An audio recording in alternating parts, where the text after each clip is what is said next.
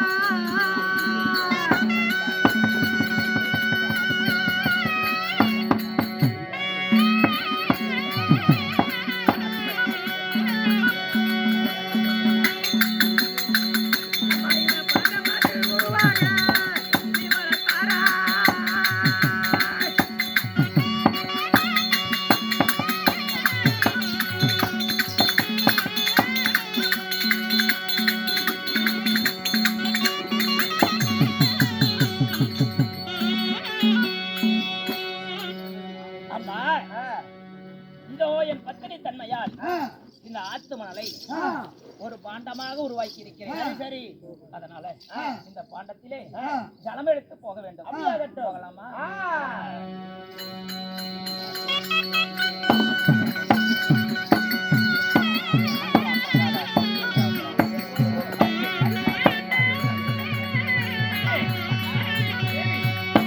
ஜலம் திரட்டி வந்து விட்டாயா? ஜலம் திரட்டி வந்து விட்டேன். ஆனால் உங்களுக்கு நீங்க செய்ய வேண்டிய பூஜை இதே முடித்திடுங்கள்.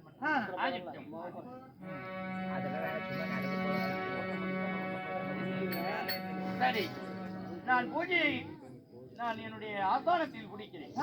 ஆகட்டும். ஆகட்டும்.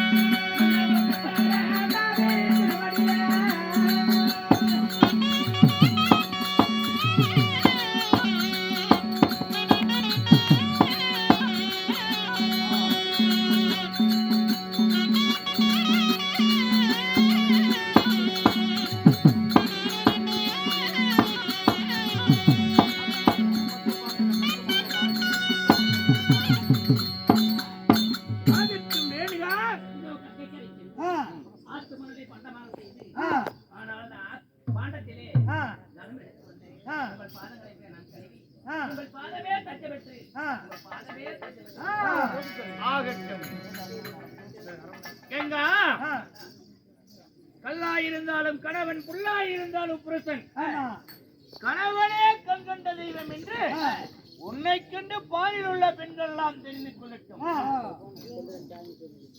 கணவனுடைய பாதத்தை ஒரு கற்புடைய மங்கை இப்படிதான் பாதம் அணிய வேண்டும் என்று இந்த அகிலத்தில் உள்ள பெண்கள் எல்லாம் உதாரணம் நீதான்.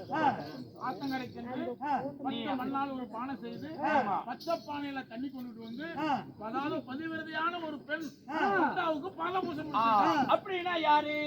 என்னுடைய ரேணுகா தான். ரேணுகா தேவி நான் குடுத்து போடுக்காம அப்புறம் போடணும். குதிரை சந்திரியா குதிரை உதச்சி எழுதி கூட்டிருக்குது. அப்படி இருந்தாலும்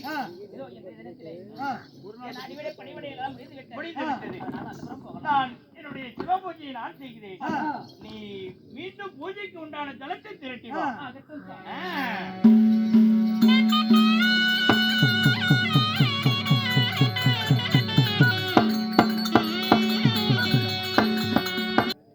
ரேணுகா தேவிக்கு என்ன வேலை?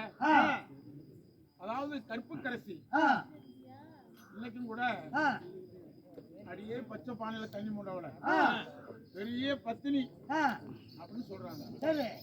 ரேணுகா தேவிக்கு என்ன வேலை? காலை எழுந்து ஆத்தங்கரைக்கு போறது. ஆத்தங்கரையில போய் தலையோட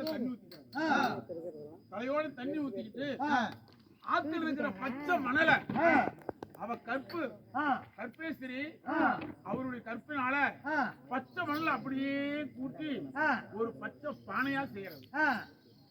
அந்த பானையில தண்ணி கொண்டு வந்து ஜமதக்னி மகாமுனிவர் கற்பு கரசி கணவனையே கண் கண்ட தெய்வம். அதாவது ரொம்ப நாளைக்கு முன்ன நான் கூட பாத்துட்டேன்.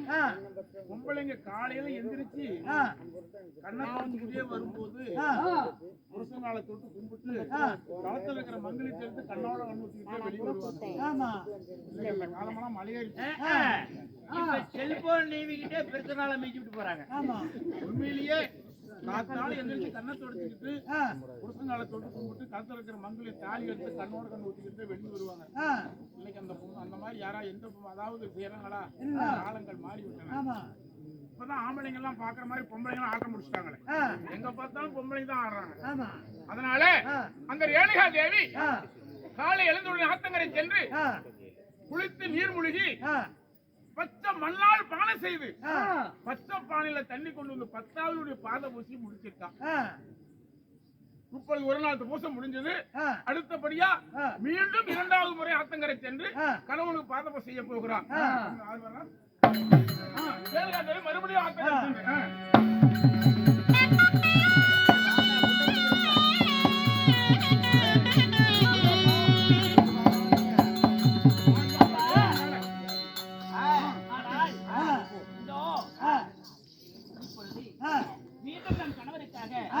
பூஜை செய்ய போக வேண்டும். போய் தண்ணி அதனால் கொண்டு வரணும். ஆத்தங்கரை சென்று மண்பாடத்தை செய்து தலைமைத்து வரலாமா? சரிங்க.